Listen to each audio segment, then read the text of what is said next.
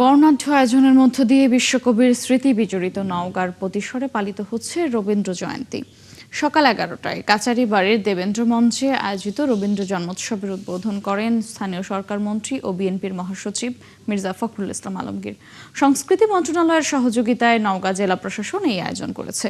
অনুষ্ঠানে বিশেষ অতিথি হিসেবে উপস্থিত ছিলেন ভূমিমন্ত্রী মিজানুর রহমান মিনু, জাতীয় সংসদের চিফ হুইপ রুহুল কুদ্দুস তালুকদার দুলু, সংস্কৃতি প্রতিমন্ত্রী উমর খৈয়াম।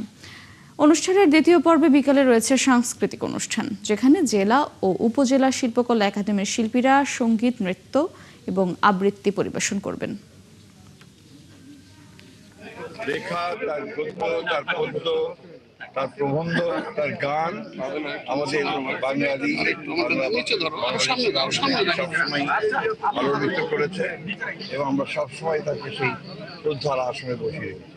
এবং তার সার্বজনীন যে একটা সাহিত্য চর্চা শুধু নয়, সাহিত্যের যে বাণী, যে কথাগুলো তিনি এই উপমহাদেশে বিশেষ করে আমাদের বাংলা ভাষায় যারা আমরা পড়াশোনা করি বা বাংলা ভাষায় যারা কথা বলি তাদের স্মরণীয় হয়ে থাকে।